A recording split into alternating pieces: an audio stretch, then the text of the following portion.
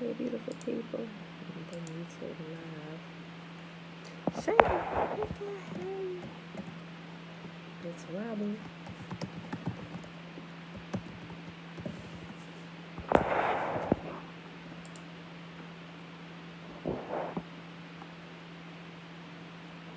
Okay, this should be good. It's doing this thing on YouTube. Time for the day, beautiful people. Time for the day. Happy Thursday. Happy Thursday. Alright. I hope everybody enjoyed their day of rest. If you had a chance to rest yesterday, as we are keeping the Sabbath.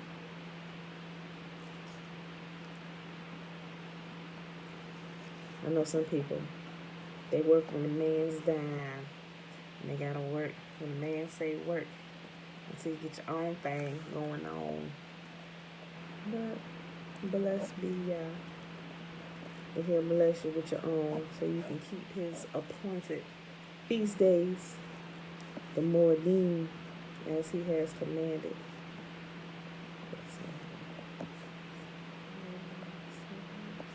Okay. You finished watching Watership Down? You like it? Shayla? Trina, that's horrible.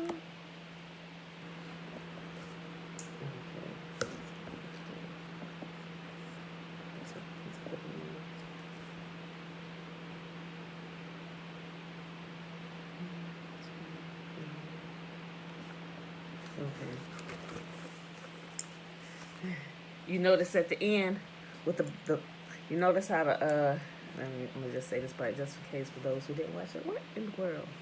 Well, I tell you, I ain't getting up because if I move this, hold on, let me just do this.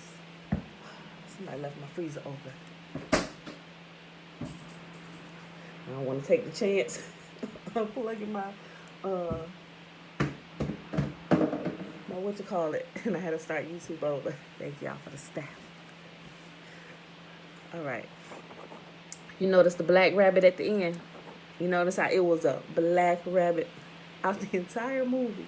You got the black rabbit that show up at the end. I don't know if you caught that or not.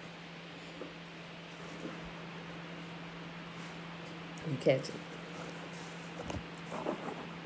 Okay, y'all.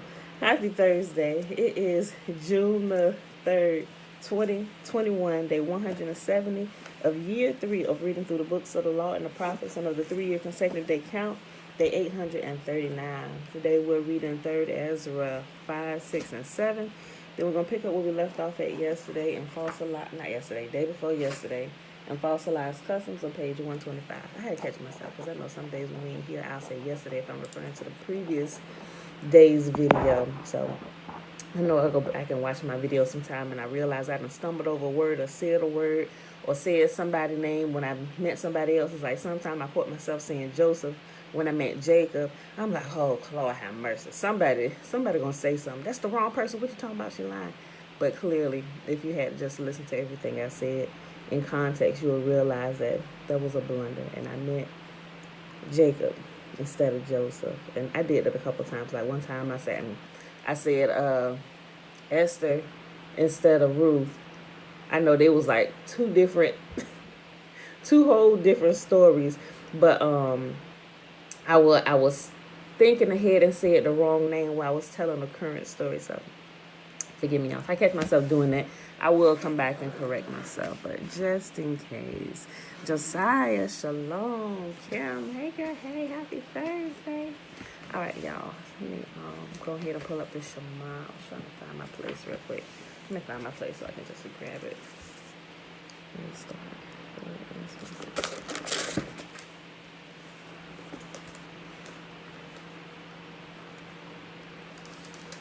3rd Ezra is also called 1st Esdras. Esdras is Latin for Ezra. So if you have the Apocrypha that's not like added back to a Bible, you'll probably see it being labeled as Esdras instead of 3rd Ezra. Okay. Okay, so let me pull up the Shema or the Shema. Everybody know where that is found at. It is found in Deuteronomy chapter 6, We'll start at verse 3. Hear, therefore, O Israel, and observe to do it, that it may be well with you, and that you may increase mightily, as YAHUAH, the God of our fathers, has promised us in the land that flows with milk and honey. Hear, O Israel, YAHUAH, our God, He is one God. And you shall love YAHUAH your God with all your heart, and with all your soul, and with all your might. And these words which I command you this day shall be in your heart. What shall be in your heart? YAHUAH's words. And these words which I command you this day shall be in your heart. And you shall teach them diligently unto your children. And shall talk of them when you sit in your house, and when you walk by the way, and when you lie down, and when you rise up. And you shall bind them for a sign upon your hand, and they shall be as frontlets between your eyes, and you shall write them upon the posts of your house and on your gates. And YAHUAH commanded us to do all these statutes, to fear YAHUAH our God for our good always, that He might preserve us alive as it is at this day. And it shall be our righteousness if we observe to do all these commandments before YAHUAH our God as He has commanded us. Uncle JB, good morning. Okay, y'all. So let me go ahead and bring this up and memorize up for later. Alright. So, I'm reading from the Sefer, so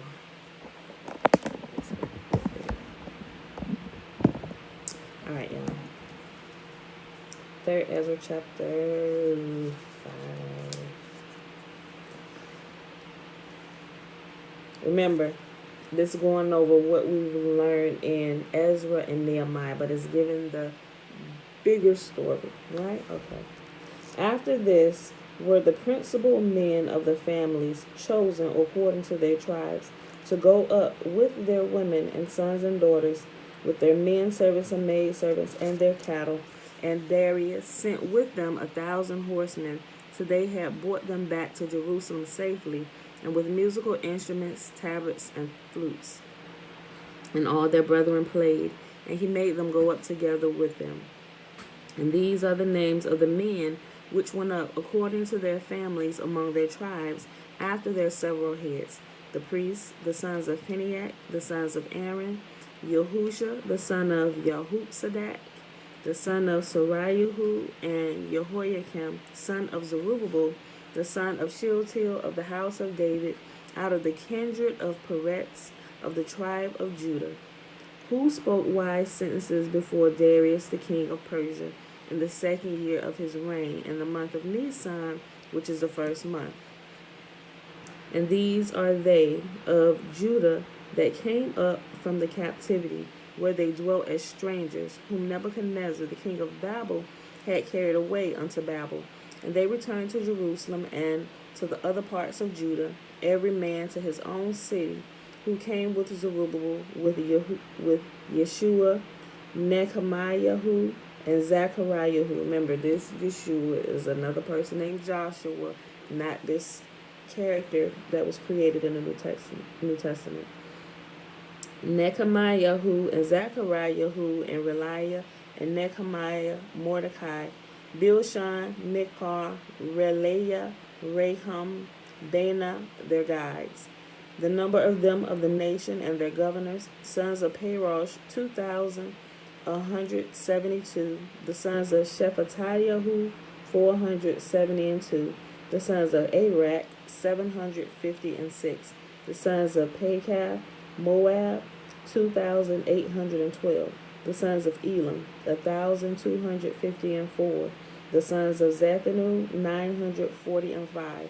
The sons of Zaki, 705. The sons of Bani, 648. The sons of Bevi, 623. The sons of Shalem, 3,222. The sons of Adoniakim, 667. The sons of Bigvi, 2,066. The sons of Aden, 454. The sons of Ater of Yezekiyahu. Hold on, that's let's see, Ezekiel. Yeah, of Yikityahu. Yeah, the sons of Ater of Yikityahu, 90 and 2. I believe Yikityahu is Ezekiel. No, Hezekiah. I be forgetting that when they be doing in here the Yahoos and all that stuff. I think that's Hezekiah. I'm sorry, not Ezekiel. It's Hezekiah. The sons of Kelan, Azzi, Phereth, 7. The sons of Azar, 432. The sons of Kenayahu, 101. The sons of Aram, 32. The sons of Bethzai, 323. The sons of Azzi, Phereth, 102. The sons of Neturis, 3005. The sons of Bethlehem, 123. They of Netophah, 50 They of Anathoth, 158. They of Bet Sead, 40 They of Kiriath Jearim, 20 They of Kiri Phaya and Beeroth, 743. They of Pira, 700. They of Kadesh and Amidoi, 422. They of Ramah and Giva, 621. They of Michmash, 122. They of Bet-El, 50. The sons of Michmash, 156. The sons of Lod, Hadid, and Ono, 725. The sons of Jericho, 245. The sons of Kenayahu, 3,330. The priests, the sons of Yediah, the son of Yeshua, the priests, the sons of Yediah, the son of Yeshua, among the sons of Eliashib, 972. The sons of Immer, 1,052. The sons of Phasaron, 1,047. The sons of Carmel, 1,017. The Levites, the sons of Yeshua and Kadmiel and Banuas and Hadurah, 74. The holy singers, the sons of Asaph, 128. The porters, the sons of Shalom, the sons of Ater, the sons of Talmon, the son of Akub, the sons of Katiyata, the sons of Shovite, in all 139. The servants of the temple, the sons of Esau, the sons of Kasupha, the sons of Tadaoth, the sons of Kepha, the sons of Kud, the sons of Padon, the sons of Libnah, the sons of Kagavah, the sons of Akub, the sons of Uta, the sons of Ketab, the sons of Kagab, the sons of Shelemiah, the sons of Anan, the sons of Gidal, the sons of Gahar, the sons of Reiah, the sons of Retzin, the sons of Negoda, the sons of Kesavah, the sons of Gazam, the sons of Uzzah, the sons of Peniach, the sons of Azar, the sons of Bekai, the sons of Akanah, the sons of Meuni, the sons of Nephushiim, the sons of Bakbuk, the sons of Kufa, the sons of Asher, the sons of Parakim, the sons of Batsulu, the sons of Mikiyada, the sons of Kutha, the sons of Karsha, the sons of Karkas, the sons of Sisera, the sons of Timach, the sons of Netziach, the sons of Katiyafa, the sons of the servants of Shalomah, the sons of Azaniah, the sons of Peruda, the sons of Yala, the sons of Darkon, the sons of Gideel, the sons of Shephatiahu, the sons of Kittiel, the sons of Pokereth. They need to have one big family name. The sons of Pokereth, Sevahayim, the sons of Shovet, the sons of Sarothi, the sons of Masiyahu, the sons of Gar, the sons of Barzillai, the sons of Suba, the sons of Aphera, the sons of Barodis, the sons of Shephatiahu, the sons of Elam. All the ministers of the temple and the sons of the servants of Shalomah. Shalomah was Solomon, is referring to King Solomon, were 372, which is probably why they named all these sons. All these sons came from King Solomon. All the ministers of the temple and the sons of the servants of Shalomah were 372. These came up from Telmech and Tel-Karsha, Kerub and Adan leading them, and Immer. Neither could they show their families nor their stock how they were of Israel, The sons of Laden, the sons of Dan, the sons of Nekoda, 652. And of the priests that usurped the office of the priesthood and were not found. Yeah. And of the priests that usurped the office of the priesthood and were not found. The sons of Obadiah, who the sons of Cox, the sons of Barzillai, who married Augiah, one of the daughters of Barzillai, and was named after his name. And the description of the kindred of these men was sought in the register and was not found, and they were removed from executing the office of the priesthood. For unto them said Nehemiah and Tershatha. Remember, Tershatha is a title of governor. I remember that. Zimmi, hey girl, hey, Hezekiah, shalom.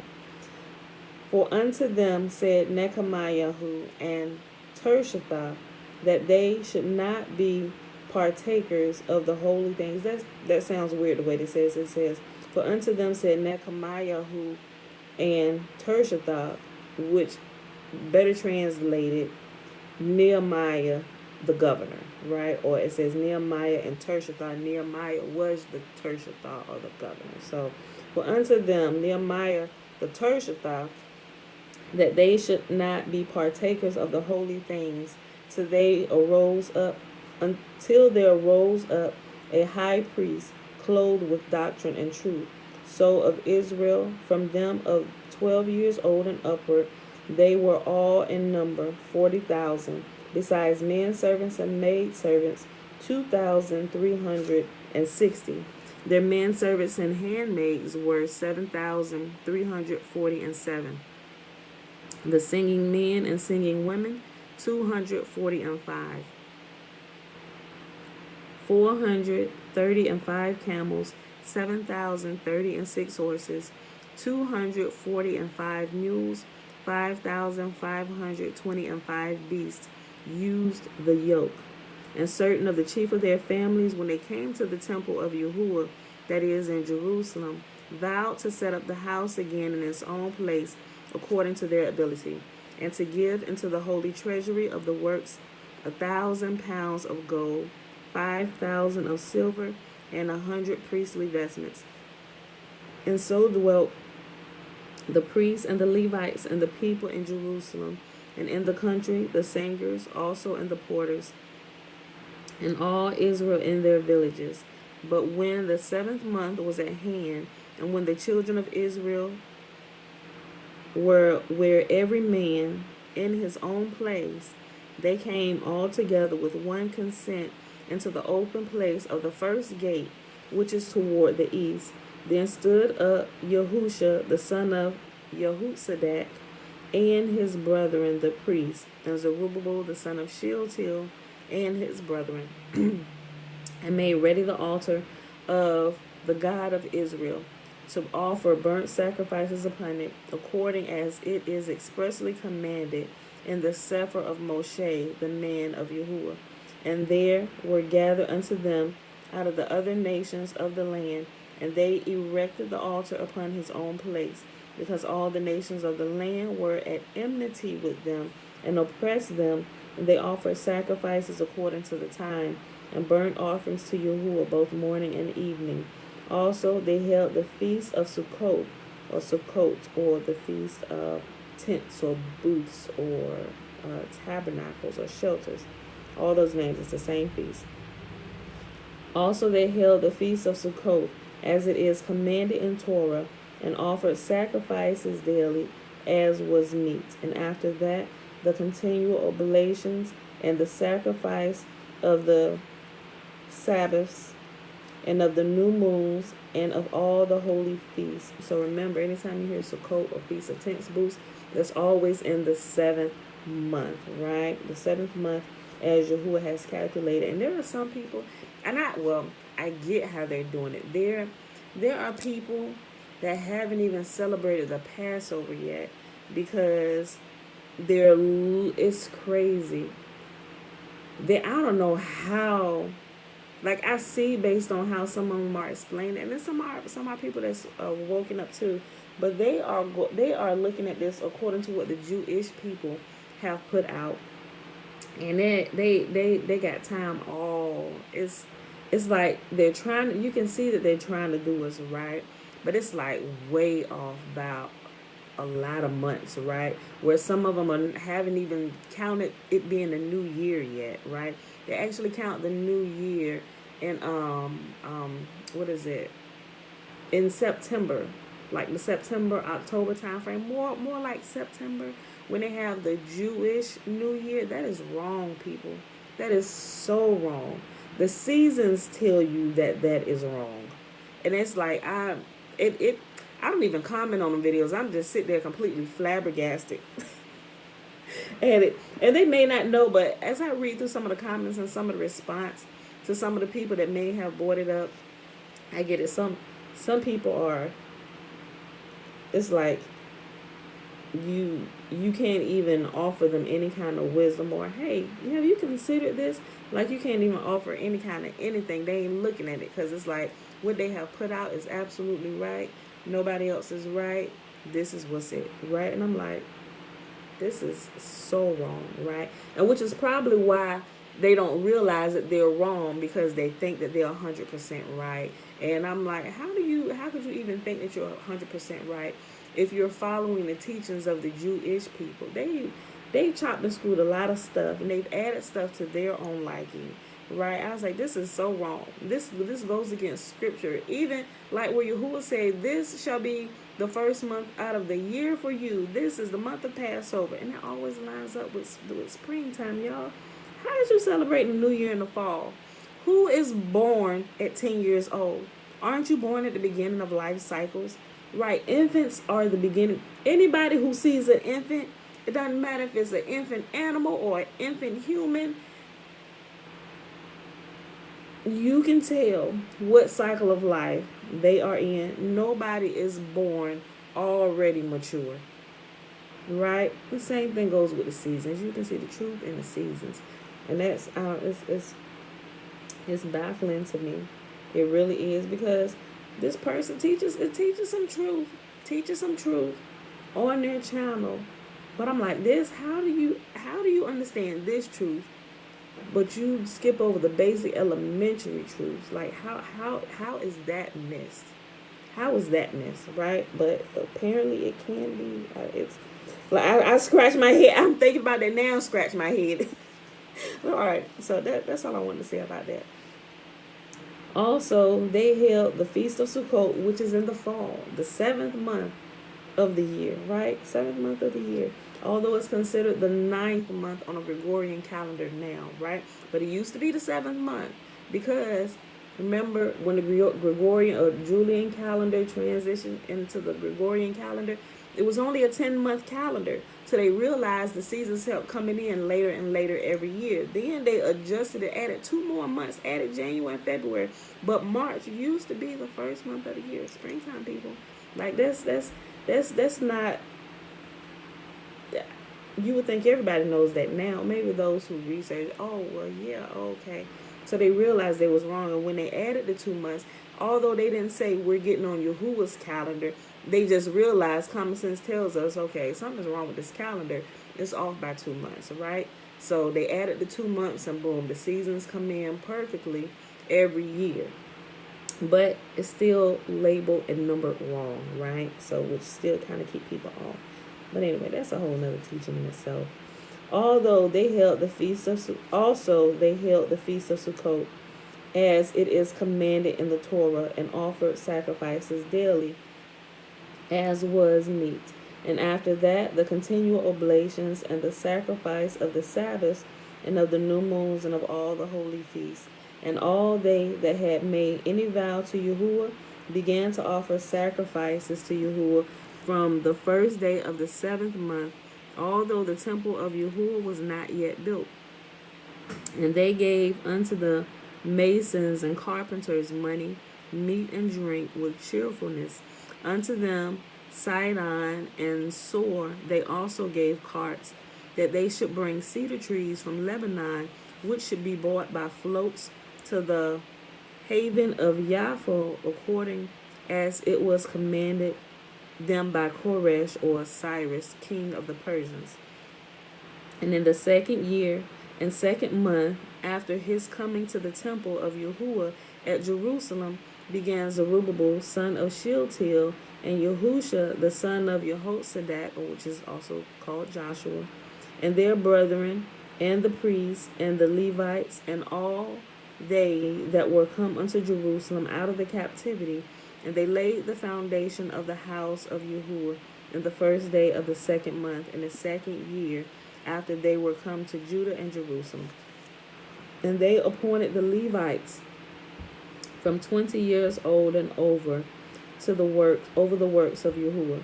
Then stood up Yahusha and his sons and brethren, and Cadmiel his brother, and the sons of Mediban, the sons of Yehuda, the sons of Eliadan, with their sons and brethren, all the Levites with one accord, setters forward of the business, laboring to advance the works in the house of Yahuwah. So the workmen built the temple of Yahuwah, and the priests stood arrayed in their vestments with musical instruments and trumpets, and the Levites, the sons of Asaph, had cymbals, singing songs of thanksgiving and praising Yahuwah, according as David, the king of Israel, had ordained. And they sung with loud voices songs to the praise of Yahuwah, because his mercy and glory is forever in all of Israel.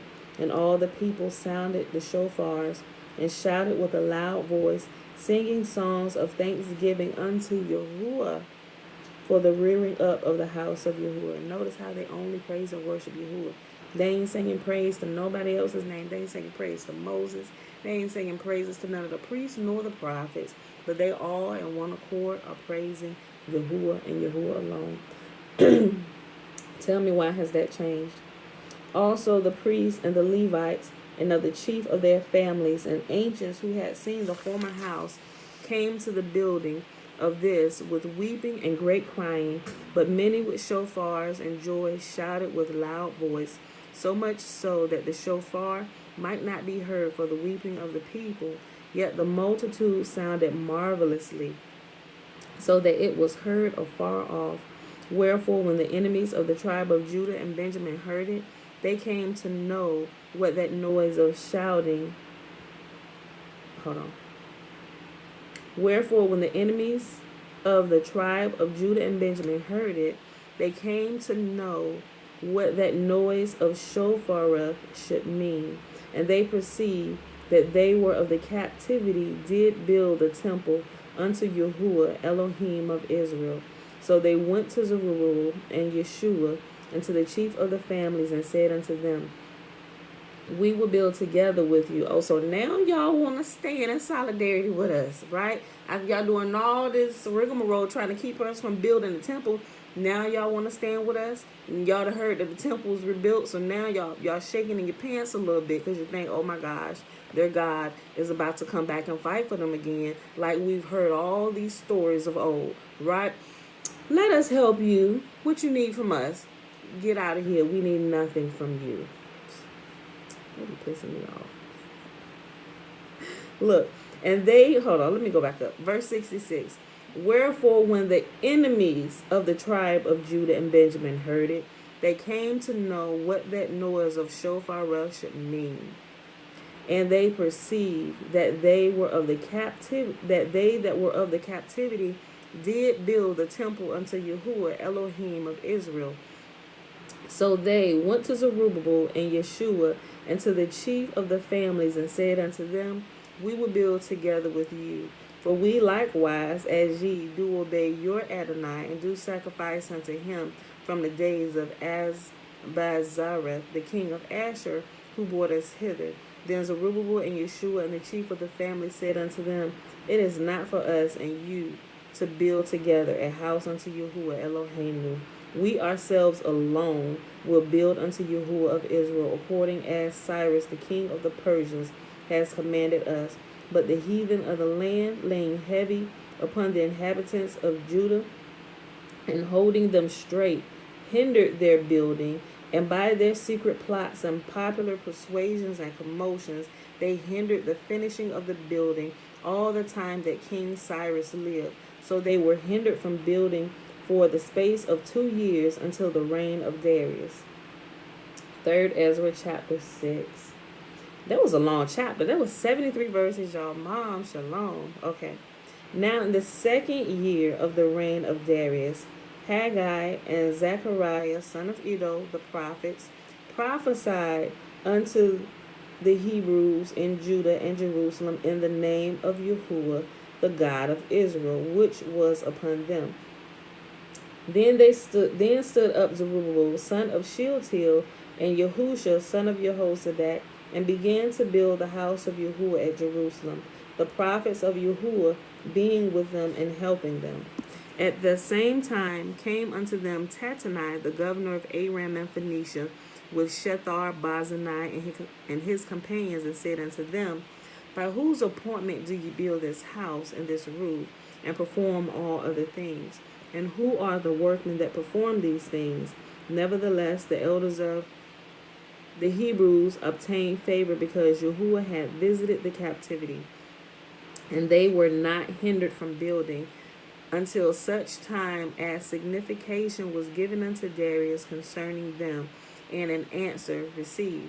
The copy of the Sepharim, which Tattenai, governor of Aram and Phoenicia, and Shethar-Bozenai, with their companions, rulers in Aram and Phoenicia, wrote and sent unto Darius. To King Darius, greetings.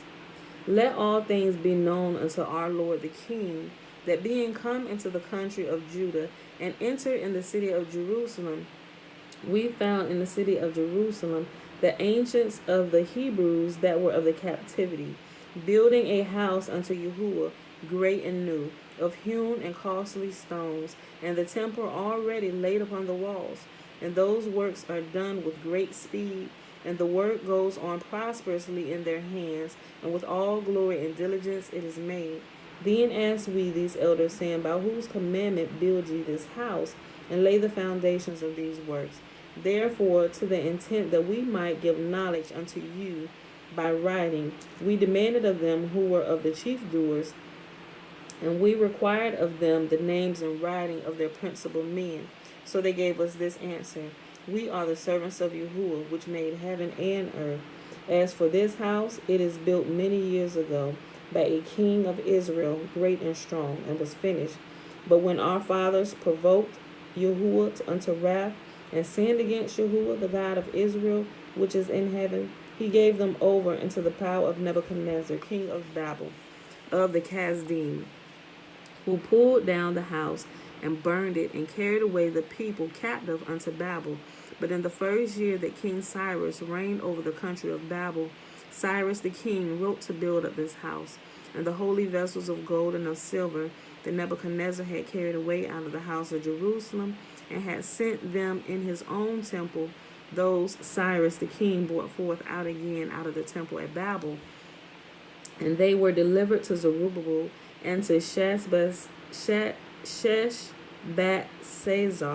the ruler, with a commandment that he should carry away the same vessels and put them in the temple at Jerusalem, and that the temple of YAHUAH should be built in this place.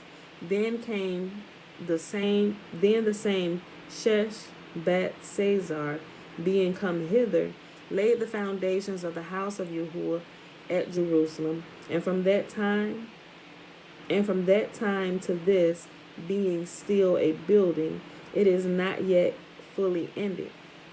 Now therefore, if it seem good unto the king, let search be made among the records of King Cyrus, and if it be found that the building of the house of YAHUAH at Jerusalem has been done with consent of King Cyrus, and if our Lord the king be so minded, let him signify unto us thereof.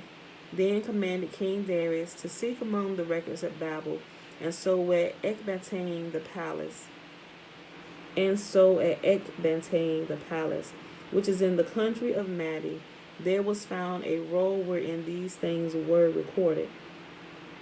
In the first year of the reign of Cyrus, King Cyrus commanded that the house of YAHUAH at Jerusalem should be built again, where they do sacrifice with continual fire, whose height shall be 60 cubits, and the breadth 60 cubits, with 3 rows of hewn stones, and 1 row of new wood, that country and the expenses thereof be given out of the house of King Cyrus.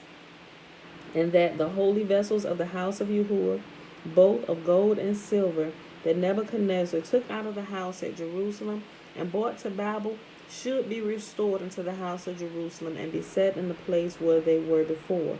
And also he commanded that Tattenai, the governor of Aram and Phoenicia, and Shethar-Bozenai and their companions, and those which were appointed rulers in Aram and Phoenicia, should be careful not to meddle with the place, but suffer Zerubbabel, the servant of Yahuwah, the governor of Judah, and the elders of the Hebrews, to build the house of Yahuwah in that place. I have commanded also to have it built up whole again, and that they look diligently to help those that be of the captivity of the Hebrews till the house of Yahuwah be finished. And out of the tribute of Silo, Aram, and Phoenicia, a portion carefully to be given to these men for the sacrifices of Yahuwah, that is, to Zerubbabel the governor, for bullocks and rams and lambs, and also grain, salt, wine, and oil, that continually every year, without further questioning, according as the priests that be in Jerusalem shall signify to be daily spent, that offerings may be made to El Elyon for the king and for his children, and that they may pray for their lives. He said, and on top of all this, after you give them everything that they're going to need, pull it out of my treasury. Yes, I found these things to be true. King Cyrus did authorize this, and I'm going to stand with King Cyrus on this. Leave them people alone. Matter of fact, help them build it speedily. And on top of all this, pray to your God that he may bless me and my sons. Right? So, hold on. And also grain, salt, wine, and oil, that continually every year without further question, according as the priests that be in Jerusalem shall signify to be daily spent, that offerings may be made to El Elyon, which is YAHUAH, for the king, and that offerings may be made to El Elyon for the king and for his children, and that they may pray for their lives. And he commanded that whosoever should transgress, yea, or make light of anything aforespoken or written, out of his own house should a tree be taken, and he thereon be hanged, and all his goods seized for the king. Yahuwah therefore, whose name is there called upon, utterly destroy every king and nation that stretches out his hand to hinder or in damage that house of Yahuwah in Jerusalem. I, Darius, the king, have ordained that according unto these things it be done with diligence. And every time Yahuwah brings his people back from captivity, just like he said the last captivity would be, how did he say, we had this conversation, there's a couple videos about, like, some people say we're going to be taken out of here by motherships and all this other stuff. That's not what Yahuwah said. The nations will help bring you back to your land, and they're going to, just like what we see every time they go back. Even this is a perfect example with Nehemiah, those who are of the captivity during this time, that the nations, the current kingdoms who held them captive, helped them get back, helped them build, gave them everything that they needed here on the earth. Ain't nobody leave up out of here and go to the sweet old heaven, to the sweet by and by the brain. No, everything that we need is here in this realm where we live, right? Same thing. It always happens the same way. When they came out of Egypt, they took the riches of Egypt with them when they left out, right? Even some of the Egyptians, they forsook the gods of Egypt, even their main god, Lamb, right? The Lamb God, the Lamb of God. We call him Lamb.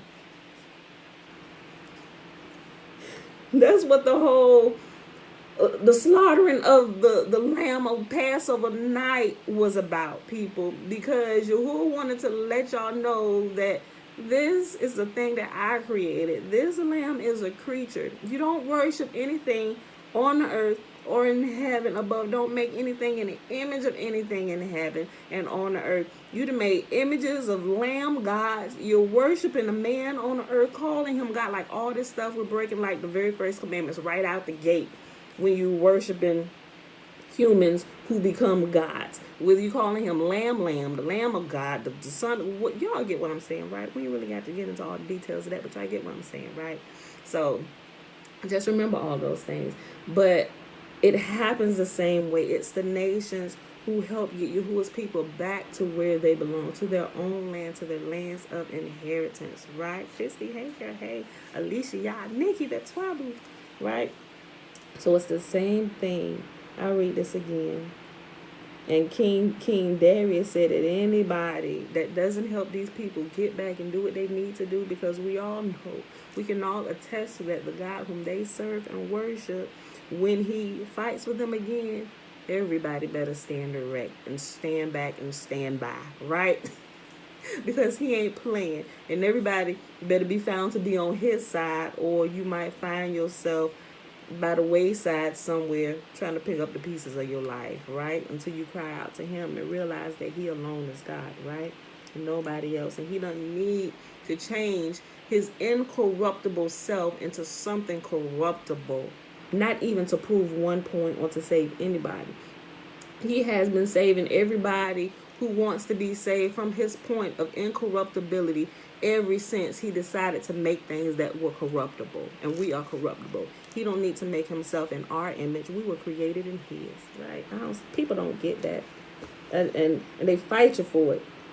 Take scriptures all out of context because you done been taught wrong. Forgive me. Let me leave people alone. Let me read this last sentence. Yahuwah, therefore, whose name is there called upon, utterly destroy every king and nation that stretches out his hand to hinder or in damage that house of Yahuwah in Jerusalem. I, Darius, the king, a heathen Persian king. He's standing. Why y'all not worshiping this God? Huh? I, Darius, the king, have ordered that according unto these things it be done with diligence. All right, last chapter for today, y'all. 3rd Ezra chapter 7.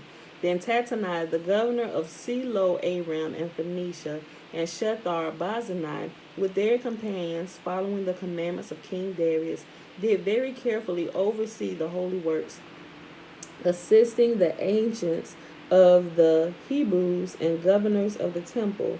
And so the holy works prospered when Haggai and Zechariah the prophets prophesied. And they finished these things by the commandment of YAHUAH Elohim of Israel, with the consent of Cyrus, Darius, Artaxerxes, the kings of Persia. And thus was the holy house finished in the 23rd day of the month Adar, in the 6th year of Darius, king of the Persians. And the children of Israel, the priests, and the Levites, and others that were of the captivity that were added unto them, did according to the things written in the Sefer of Moshe, which is also called Moses, or Musha, or Musa. Yeah, he got a lot of different names, but it's still Moses. And to the dedication of the temple of Yahuwah, they offered 100 bullocks, 200 rams, 400 lambs, and 12 goats for the sins of all Israel, according to the number of the chief of the tribes of Israel. The priests also and the Levites stood arrayed in their vestments, according to their kindreds, in the service of YAHUWAH Elohim of Israel, according to the Sefer of Moshe, and the porters at every gate. And the children of Israel that were of the captivity held the Pesach, or the Passover, the 14th day of the first month. After that the priests and the Levites were sanctified. They that were of the captivity were not all sanctified together, but the Levites were all sanctified together. So they offered the Pesach for all them of the captivity, and for their brethren the priests, and for themselves. And the children of Israel that came out of the captivity did eat, even all they that had separated themselves from the abominations of the people of the land, and sought Yahuwah. And they kept the feast of Matzah 7 days, making merry before Yahuwah. For he had turned the counsel of the king of Asher toward them, to strengthen their hands in the works of Yahuwah, Elohim of Israel. Elohim is like another generic term for God. So Asher, for for that he had turned the counsel of the king of Asher toward them to strengthen their hands in the works of YAHUAH, the God of Israel. Okay, y'all, we're going to pause right here for today. I hope you enjoyed that. That was 3rd Ezra, which is found in the Apocrypha. Some Apocryphas, like I said, have been added back to the Bible, right? The Bible is just like a canonization of a bunch of different letters. It was never a book that was put together like in this form, right? The early church fathers, circus fathers did that, you know. But they did it as we're learning. They did it in order to kind of really subdue our people, right? Because our people are gun-ho when YAHUAH is fighting for us, just like Elijah when he's taunting the prophets and the priests of Baal and Jezebel. Like, we sound like what? You know, like somebody, like you about to get in a fight with somebody, and then you see your help coming. Then you get an extra set of balls, and then you start talking mad junk because who gonna touch you? Ain't nobody gonna touch me. Because even though you think I might not be able to do anything, you see my help behind me. So y'all gonna back away, right? And it just hype you up even more because you see your help coming. And you know, even if you decide to reach out and lay hands on somebody, everybody behind you gonna rush them. So the ones also you picking with, not necessarily picking with, standing up against, they realize that too, and they'll back away. Most of them with good common sense will back away. But if they think they might be able to take you after they done calculated, how many we got? John. Okay, how many they got? Oh no, they big brother. And they cousin. No, y'all, we gonna have to take a loss. So y'all play too much. We ain't messing. We ain't even want to fight you today, man. All right. Come on, y'all, let's go. You know what I'm saying? It be like that sometimes. So what was happening was when they canonized the scriptures, they were doing it in a way to kind of diffuse the tempers and the strength of the people, right? And they wrote it in such a way and added so much leaven into it and created this new God that this sweet love. Not saying that YAHUAH ain't sweet and he don't love everybody, but this God that they've created in the New Testament, and how they've taken YAHUAH's words and twisted it. They made it in a way where it diffuses not only the common sense of the people who worship Yah, but it kind of it tapers down their passion in a way that they ain't ready to fight everybody, right? And when I say that, it's it's like this, right here. You get slapped on one cheek, turn and let them slap your other cheek, right? If they made you walk 1 mile, go on and walk 2 with them. It's like,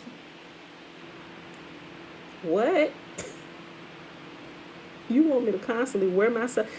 What they're doing, they're wearing you out. They're wearing you down. Like scripture talking about Satan wearing out the saints. That's what it does, right? And it pacifies you. And you have this God, right? I really like Elijah. I like how sometimes he taunted the priests and prophets of Baal, and he used different words. So I like doing that. And I don't think YAHUAH has an issue with that, right? So they created and gave you this pansy God, right? To where, I just everybody. And when you look at the operation of this pansy God that Christians and the Catholicism worship, right? You got this pansy God that sweet loving on everybody and don't correct nobody. Oh, you get it together when you get it together. But come on in my house. You can stay in here and do what you want to do. You want to sleep with a man and you a man? Go ahead. You can sleep with a man and you a man. You want to sleep with a woman and you... Go ahead. That's okay. Just repent before you go to the grave. It'll be okay. I'll forgive you. Like all of this crap. And y'all see why it's constant garbage in the church and don't nobody want to go there. It's because y'all worshiping this pansy God that let y'all do whatever the heck y'all want to do in his house. YAHUAH ain't standing for that. You ain't doing this crap in my house. You go do this over here with these other nations that do whatever they wilt, right? He said, but that ain't going to happen in here. And we know that, right? People only pull that with people that they know that they can get over on. And you can get over on people in the church with that kind of foolish, disgusting crap. And for those of us that call it out, like, wait a minute, that is not what y'all say. Oh, well, you being judgmental, you judge who only God can judge me. I'm like, nigga, you better judge yourself, right? Or you gonna find yourself in a place you really don't want to be, and you're going to realize Yahuwah wasn't allowing you to do that, right? I ain't gonna start on my soapbox today, but y'all get what I'm saying, right? So all the way that this was canonized, and the leaven that was added in the New Testament, and all the leaven that was added in the Old Testament to try and connect it to the New Testament keeps your pansy down, right? And you're worshiping and searching for this pansy God, and everybody in her church having a sweet old time, and ain't nobody getting help nowhere. Casting out demons and picking up demons right before you get out the church doors good, right? You come in worse, and then you leave out worse. I know that's probably bad English, but you get what I'm saying. You come in at your worst, right? And you leave out worse than when you came in. And you came into a place where you thought you were going to be free. No, this is the devil's laboratory in the church. Okay, y'all, we stopped on page 125. The seal, oh wait, did I put 125? Oh, yeah, that's right, because I remember Area 51. Okay. So, page 125, the seal of masonry. Where we at? 50 minutes, okay. The Fraternal Club of Masonry is for men only, but they started a women's chapter for the wives called the Eastern Star. Masonry is a very old craft, really. It didn't involve all the convoluted secrets it has today, but only had one objective: building. Yes, the men who designed and built all the ancient and modern temples and government buildings were stone masons. They took on apprentices or students who eventually became journeymen and finally master craftsmen. They had to learn how to lay foundations, measure, and cut stone. The graduates of school wear a flat, square-top hat, which is really a mortar board attached to the round hat of Hermes, an idol of the Greeks, which scholars wore as a badge of learning. This beanie hat, was imposed on the Hellenized Jews, the Hellenized Yehudim, and now Jews wear them when they attend the synagogue. You know, the little kippah, the little tiny hat they wear, like on the back part of their head. Like, they don't even wear a whole hat. It's like right here, back here. That's what they're talking about. I'll read it again. And all y'all that's trying to be like them and got to take them things off and set them on fire. Ooh, I get mad every time I see them. The graduates of school wear a flat square top hat, which is really a mortar board attached to the round hat of Hermes, an idol of the Greeks, which scholars wore as a badge of learning. This beanie hat was imposed on the Hellenized Yehudim, and now Jews wear them when they attend synagogue. The seal of modern masonry has a compass open above a square, which two tools use in the geometry of their craft, with a capital letter G in the center. So everybody know what the Mason symbol is. It's like that thing with the G. Anybody clearly know, right? Okay. So that's what they use. Okay. The seal of modern masonry has a compass open above a square, which are two tools used in the geometry of their craft, with a capital letter G in the center.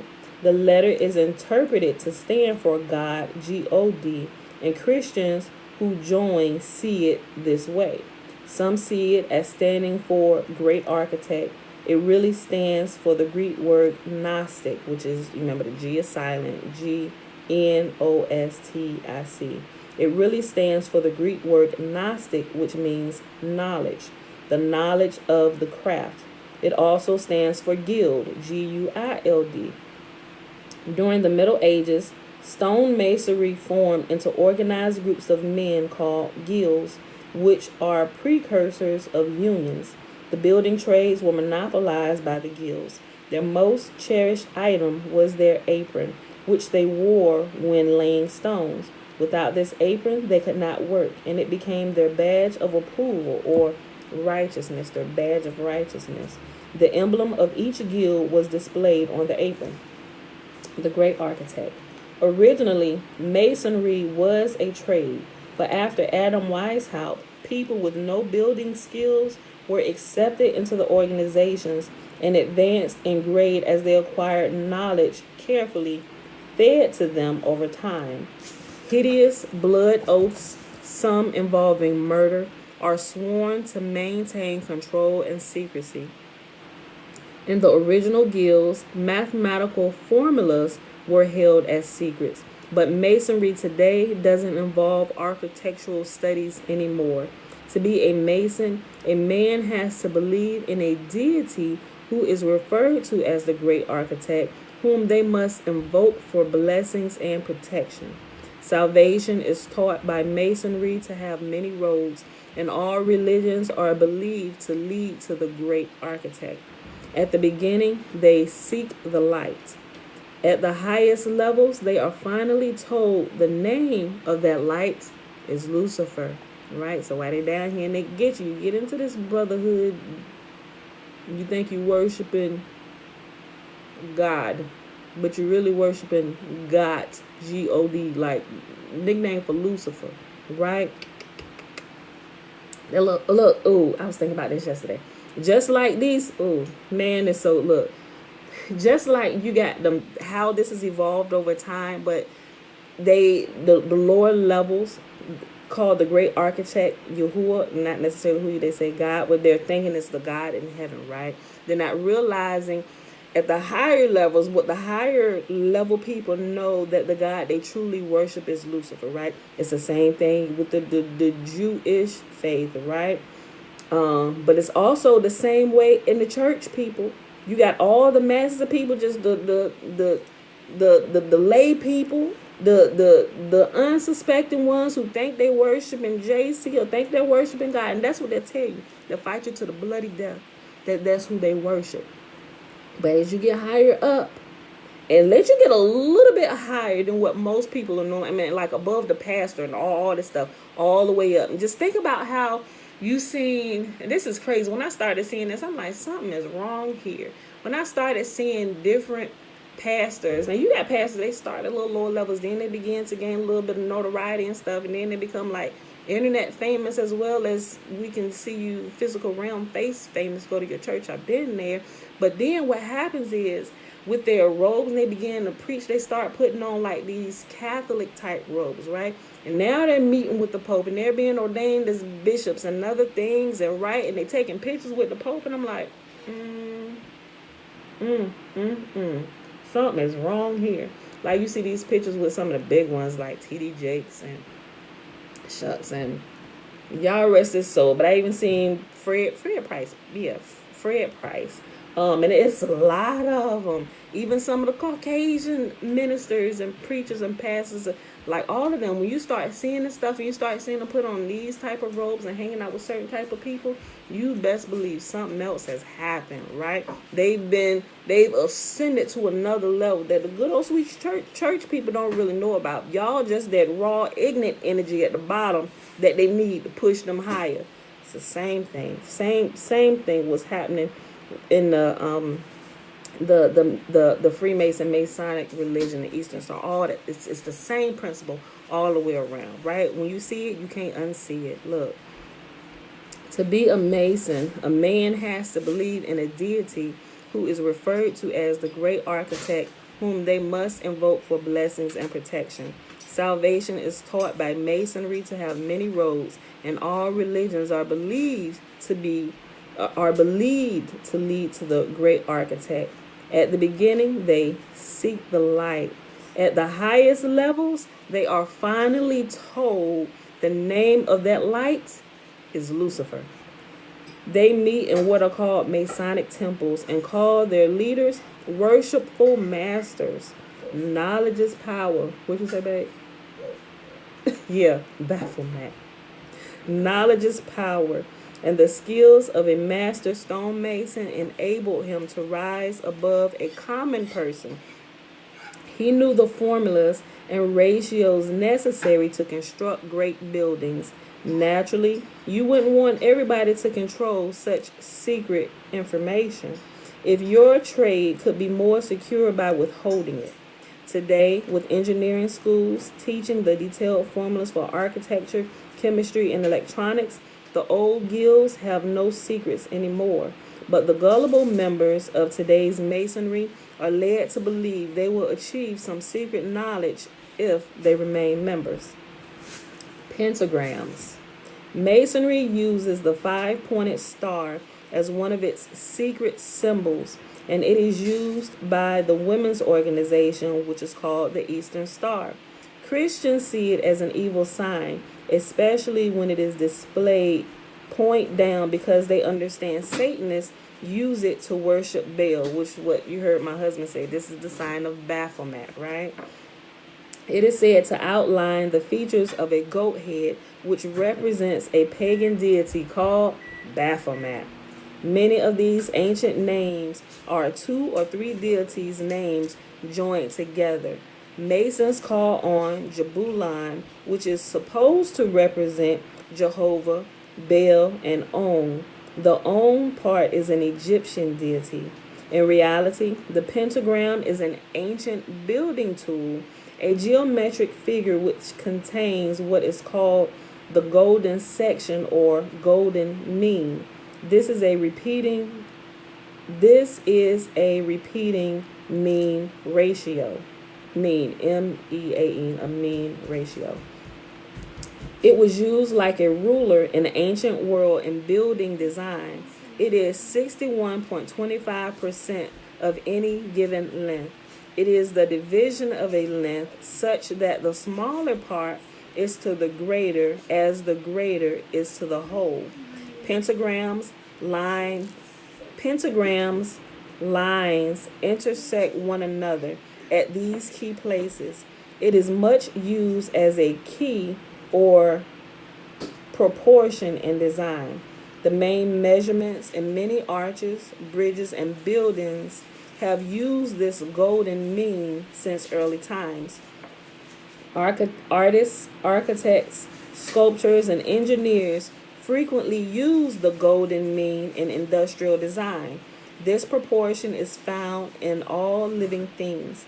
The rate of curve in the nautilus, the placement of the eyes and the head, the location of the heart in man relative to his height, the knees, the elbows, and the arm span.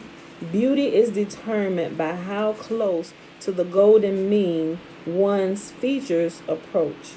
It was discovered by the Greek mathematician Caduceus II in the mid-5th century BCE and later used by the Pythagoreans as a sign of salvation and secrecy. The Italian mathematician Luca Pacioli called it Divina Proportione, divine proportion, and Johannes Kepler, d. 1630, called it Sectio Divina, or divine section.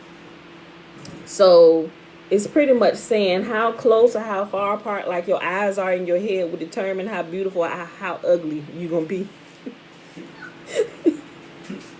But that's kind of almost right though, because if people's eyes are just off just a little bit, they section kind of crazy. It's like, what freak show are we dealing with here, right? So, but like seriously, that's real stuff.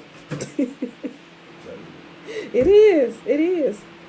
Since we know that the proportions found in the pentagram are used by the true creator, YAHUAH, there is no need to fear the symbol. If pagans adopted it, then they only show their ignorance by not knowing its true origin. Pagans also adopted the serpent on the pole as a sign of healing, which we see in the medical field, right? I believe it's called the Caduceus. I think I said that right. The medical people correct me.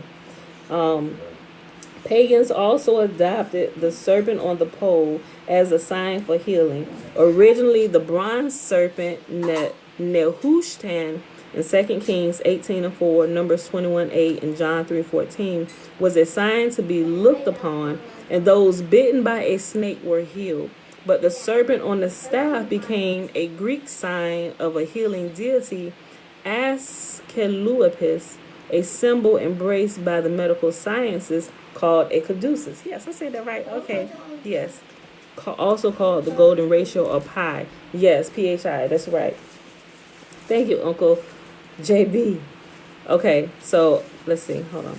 But the serpent on the staff became a Greek sign of a healing deity, Asclepius, a symbol embraced by the medical sciences, also called a caduceus. The seal of those who worship the true Creator is the name YAHUAH. Paul exhorts us, examine yourselves to see whether you are in the faith. Test yourselves. Excuse me. 2 Corinthians 13:5. If you have the spirit of Yahuwah, they say Yahusha, let's face that. You don't want to get people all screwed up and you start thinking about a second deity, somebody, a man who is being worshipped, when Yahuwah say don't make anybody the image of anything in heaven or earth and don't worship it, right? That's Yahuwah alone. If you have the spirit of Yah, you pass the test. When you are able to closely examine the trappings and observances you are programmed to follow in Christendom, you will discover unsettling truths, right? This book is written for those who have wished to learn the truth and want to progress to the next level. The practices like Christmas, Easter, Sunday, steeples, holy water, and wearing of black by clergy, wreaths, trees, etc., are all customs fossilized from paganism.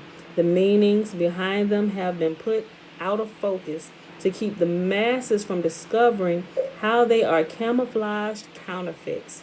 Look closely at them, their true origins become clear. Look closely and test everything. Just because the origins are out of focus doesn't mean you can't look closely enough to see them clearly. Christendom has blurred quite a few things. Remember that we don't wrestle against flesh and blood, but against spiritual forces of evil. Yahusha was not hateful or mean-spirited when he spoke with Pilate, even when he knew this man would pronounce his death sentence. Surely we can be patient with those who disagree with us. The Church of Rome and her daughters are the beast upon which rides Mystery Babylon. This Roman beast is the fourth and last beast prophesied at Daniel 7 and will be successful until the time of wrath is completed. Daniel 11:36. This calls for wisdom. The 7 heads are 7 hills on which the woman sits. Revelation 17:9. Rome was founded on 7 hills. It is often referred to as the 7 hills of Rome. Mystery Babylon, the great mother of prostitutes and of the abominations of the earth. This title is written on her forehead. So says Revelation 17:5. What is her name, or how can we identify her? Her name is the same as in ancient Babylon: Ishtar, Asherah, Easter, right? And everybody in America and some of these other places is riding this great whore. Rome. Oh, wait. Maybe I should stop. Let me read this last little paragraph. Then we're going to stop because we're already an hour and 7 minutes. Okay. Okay, so it has a picture here. Who are these folks following? Are statues, tortures, and the killing of helpless victims the work of some evil entity? And then they have up here, I'm going to show this to y'all. Tortured by Jesuits and Dominicans, burning heretics, statue of Jupiter renamed Peter, millions have kissed Jupiter's footsie, misled by popes. Okay, so it's like a combination of a few different pictures here. Hopefully you can see it clearly, because it's even kind of, let me get a little closer so you can see it. All right. Okay, so you may not even be able to read some of these words that I read up in here, but if you got the book, you will be able to see it clear. Okay, but I know this picture is it's a little dark because it's like black and white, but it's, okay. But anyway, Rome is the 4th avatar of the beast. Consider the wars, Inquisition, Crusades, and the Roman Catholic Hitler concordance, pogroms, and the bloody convert or die policy from Constantine onward. Rome is masquerading as messengers of righteousness, but do not obey Father Yahuwah. There is ample evil fruit to recognize this. She is doing the work of her father, Ha-Satan, or Satan. That's how you say it in Hebrew, Ha-Satan, or Ha-Shaitan, or Shaitan. Some people say Shaitani. That's more of a Bantu word, Shaitani. Okay. She is doing the work of her father, Ha-Satan. Yahuwah would not change his Sabbath to pagan Sunday, nor use the earth mother's name for a celebration. Yeah, see, this is dumb. Hold on. Look. Okay, look. It says, nor use the earth's mother's name for a celebration of his son's resurrection. That whole thing, all that resurrection is a farce. And like I said, I noticed, like, she just denied the Savior. Because all the rigmarole and crap that they done put in the New Testament. If anybody speaks against this, or if you don't confess that JC is Lord and that you got to confess this whole, and they have you constantly repeating this farce, right, to pull you into a bunch of garbage. They have you repeating, if you don't believe that Jesus Christ is the Son of God, who was born of the Virgin Mary, who died and rose again on the third day, anybody that denies that, they are of the devil. Anybody that believes that, I ain't gonna say you of the devil, I'm just gonna say you a little bit ignorant, right? I'm gonna say you probably a lot ignorant to what Yahuwah has said, because that main thing that they say that they take and confess, we talked about it the last day we was here. Yahuwah said, even if somebody like this who is betrothed to another like this whole thing, how he came on the scene, Yahuwah specifically called that out way before it even happened, before it was a thing. But if we don't read the words of Yah, we are taken by that. And everybody, they bring you in, oh yes, I confess that JC is the Son of God. He born of the Virgin Mary. He came into this world. He died for our sins. A human sacrifice dying for the sins of the wicked. When Yahuwah say no righteous person can ever die for the sins of the wicked, it's an abomination. It's an abomination. It's an abominable thing.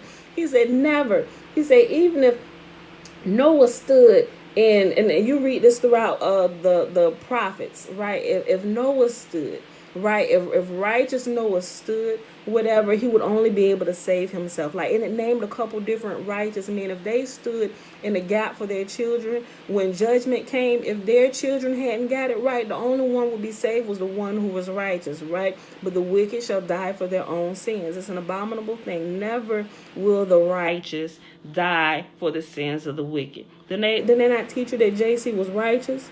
And what did he do? He came to die for the sins of the wicked. Go right. Everybody. Do y'all read this book y'all got? Have y'all even cracked open the book that they have misnamed as the Old Testament? Have y'all even heard one word that our Father has said? Can you not see that all of the New Testament, it don't care, Paul, whoever, it's all complete blasphemy.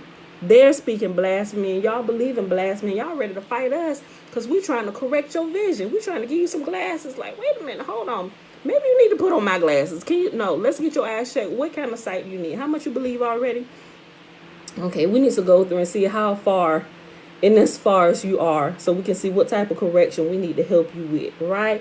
It's like, and people, it's like, nope, I want to stay asleep. Leave me in the matrix. Leave me in the matrix. Nope.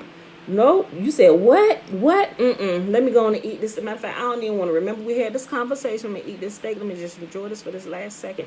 Then put me back in the matrix. I don't even want to know who you are. I don't want to remember none of this. Put me back in the matrix, right? They don't want to hear the truth. They plug their ears. What you would say?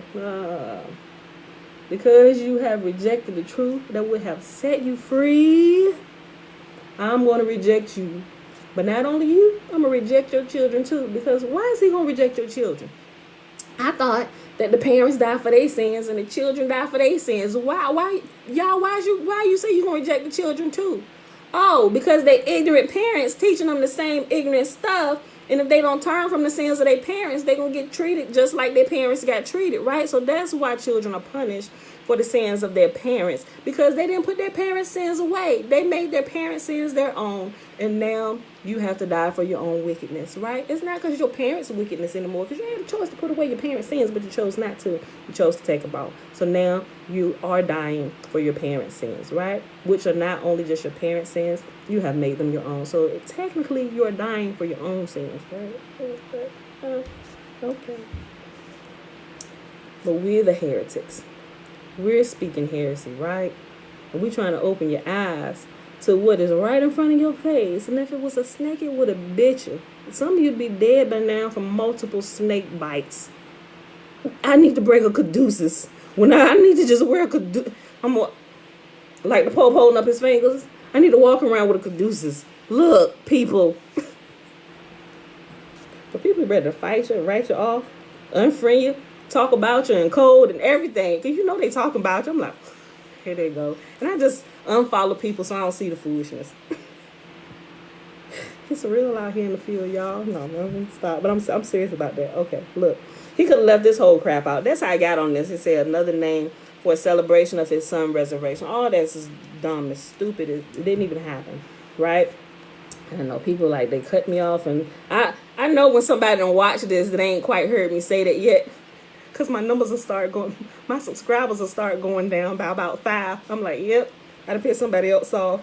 Yep, I knew what it was today. Like on certain days, when I get unsubscribes, I knew why they unsubscribe. I'm like, well, hey, go ahead and make room for more people that's looking for truth. All right, let me finish this, y'all. Okay. YAHUAH would not change his Sabbath to the pagan Sunday or reinvent by deception the pagan festival for the rebirth or the sun and call it his son's birthday. He would not promote Halloween, All Hallows Eve, All Hallows Evening, the night before All Saints' Day, is a reinvented Druid feast of the dead. YAHUAH would not... Hold on. Okay, let me read this. Okay. YAHUAH would not... see, this is another play on words. I really don't think he know what he's doing. It says, YAHUAH would not continue to sacrifice his beloved son over and over in a ghastly mass ritual, but Satan would. YAHUAH would not have us praying to anyone but himself. See right here, see this dumb stuff right here, right, has in his son's name? Because clearly we know if we read Torah, he didn't say pray to me in my son's name. First of all, who is his son?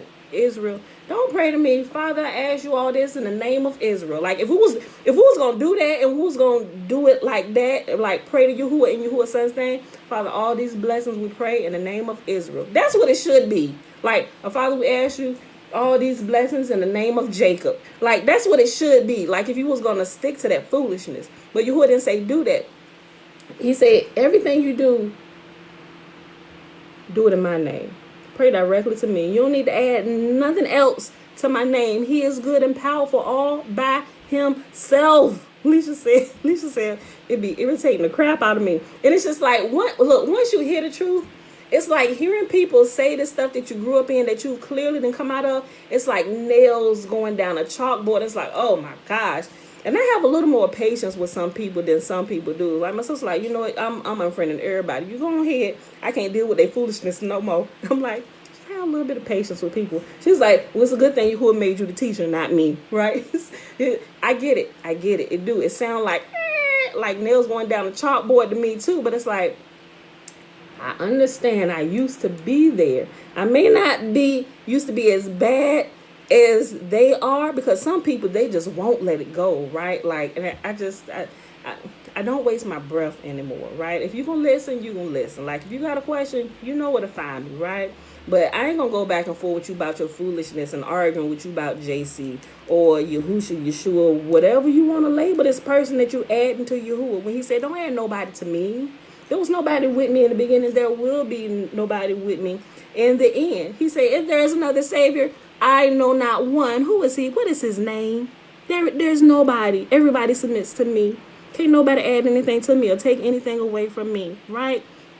And that's why we don't do it to his name. His name alone is all powerful. We don't need to do our prayers. We're praying to the most holy, the most powerful, but we need to boost it up in the name of JC? Absolutely not. Y'all forbid. What kind of foolishness is this, right? But we sound like heretics to the Christian ears and the Hebrew roots movement ears. Wait. So, and what they can't get over is the whole blood sacrifice. You have been dumbed down so much. And apparently you still haven't been reading the words of Yah. Because if after about a year of me just reading through the words of YAHUAH alone, if I got that, why haven't you got that? Why is it so hard for you to understand that, right? And I was thoroughly steeped in church doctrine. Like, all I did, I I grew up in the church. Even when we moved to another state, when I got out on my own, I reconnected myself back with the church. And I was there. And I served in the church and worked in the media ministry. Like all of this, that was me, right? Going out witnessing with people. Like if it me, somebody who was thoroughly steeped in Satan's religion, in the church house, right? If it took me a year of just only reading the words of Yah for me to realize what the heck is going on here, why is it so hard for you to realize that Yahuwah doesn't need nobody else to hype him up? We don't need to add nothing to his name. His name is good and powerful all by itself. Like, I'm not fretting or I feel some type of way if I don't add in Jesus' name to my prayers. I said, Father, Yah, this is what we need. And I'll go about my day and I'll see it happen. Because I know he is most powerful, most holy all by himself. Like, he needs nobody else. He don't need nothing that we did or nothing we could ever do or fathom to do. We are corruptible. He is incorruptible forever and for always, right? Outside of time and inside of time, he is always incorruptible, right? There is nothing that we can do to add on to whatever he gonna do. Right? Okay. Let me finish this. I had one more sentence to read. Hold on. Let me go back up. Yahuwah would not have us praying to anyone but himself. But Satan guides the church of Rome to pray to Miriam and many other so-called dead saints for blessings, protection, guidance, and intercession. Yahuwah didn't teach us to change bread into his presence on an indoor altar. He told us to obey his commandments.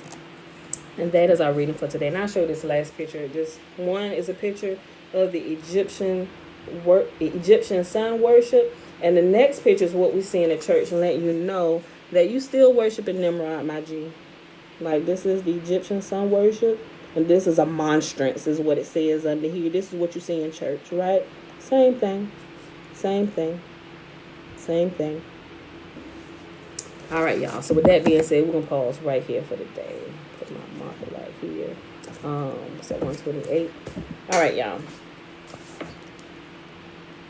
Hope y'all enjoyed the reading today. We read from the Apocrypha. We read 3rd Ezra, chapter 5, 6, and 7. Then we read Fossilized Customs, page 125 to 128. It is Thursday, people, June the 3rd, 2021, day 170 of year 3 of reading through the books of the Law and the Prophets and of the 3-year consecutive day count, day 839. And that is without the Sabbath days or the feast day Sabbath days added into the count. Why? Because we rest. Because Yahuwah has commanded 6 days for work and 1 day to rest. Rest them bodies, sleep in, right? Okay, so let's do the blessing real quick. It is found in Numbers chapter 6, verses 22 through 27. Remember, the first 21 verses of Numbers chapter 6 is the Nazirite vow. A man or a woman can take the vow, as Yahuwah has said. And I think everybody should consider at least once in their life to set themselves apart to Yahuwah for whatever specific purpose that you choose. Right here say this one you got. You can choose however long. Just set yourself apart if you choose to. I ain't making it a requirement, but this is something you can choose to do, man or woman, old or young. You can choose to do this. But when you take this, here's how I want you to set yourself apart from me, right? I'll read more detail about that in the first 21 verses of Numbers chapter 6. And Yahuwah spake unto Moses, saying, Speak unto Aaron and unto his sons, saying, On this wise ye shall bless the children of Israel, saying unto them, May Yahuwah bless us and keep us. May Yahuwah make his face to shine upon us and be gracious unto us. May Yahuwah lift up his countenance upon us and give us peace. And here, what did Yahuwah say? And they shall put my name upon the children of Israel, and I will bless them. All right, beautiful people. So that's it for today. I don't think there's any questions. Thanks for hanging out with me, everybody. All right, I'll see y'all back here tomorrow, bright and early, 7:15 a.m. Eastern Standard Time.